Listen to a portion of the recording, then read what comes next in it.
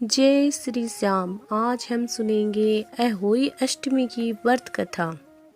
एक साहूकार था जिसके 7 बेटे और 7 बहुएं थी। दिवाली से पहले कार्तिक अष्टमी को सातों बहुएं अपनी इकलौती ननद के साथ जंगल में जाकर खदान में मिट्टी खोद रही थी।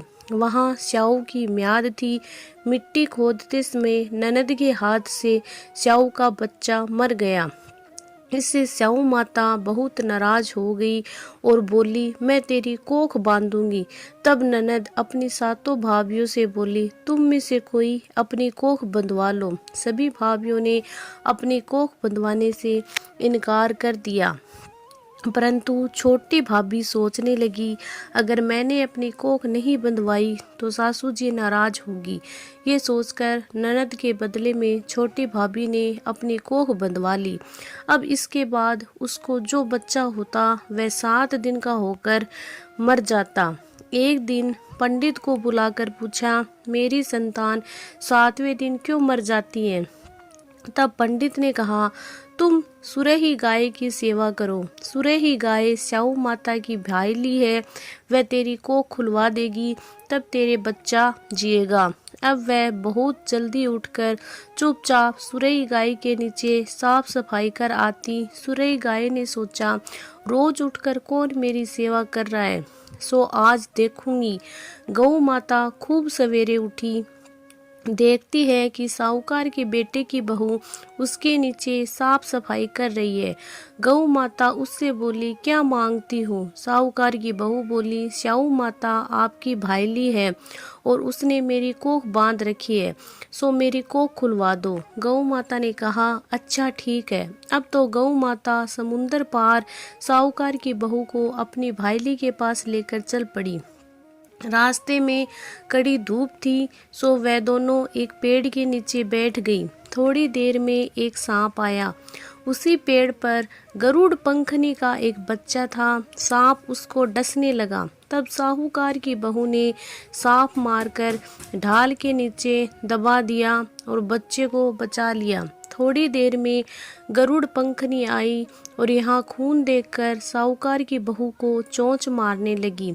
तब साहूकार की बहू बोली, मैंने तेरे बच्चे को नहीं मारा, बल्कि सांप तेरे बच्चे के करीब आया था, मैंने तो उससे तेरे बच्चे की रक्षा की है। ये सुनकर गरुड़ पंखनी बोली, मांग, तू क्या मांगती है? वह बोली, 7 समुंदर पार स्याऊ माता रहती है, हमें तो उसके पास पहुंचा दे। तब गरुड़ पंखनी ने दोनों को अपनी पीठ पर बैठाकर स्याऊ माता के पास पहुंचा दिया। स्याऊ माता उनको देखकर बोली, आ बहन, बहुत दिनों में आई है।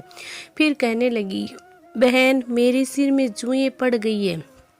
तब सुरही के कहने पर साहूकार की बहू ने उसकी सारी जुएं निकाल दी। इस पर स्याऊ माता प्रसन्न होकर बोली, तूने मेरे सिर में बहुत सलाई घेरी है, इसलिए तेरे 7 बेटे और 7 बहू होगी।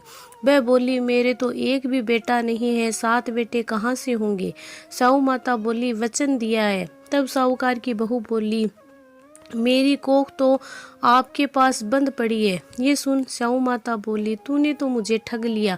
जा, तेरे घर पर तुझे 7 बहुएं मिलेगी। तू जाकर उजमन करियो, 7 अहोई बनाकर 7 कढ़ाई करियो। वह लौटकर घर आई तो वहाँ देखा कि 7 बेटे 7 बहू बैठे थे।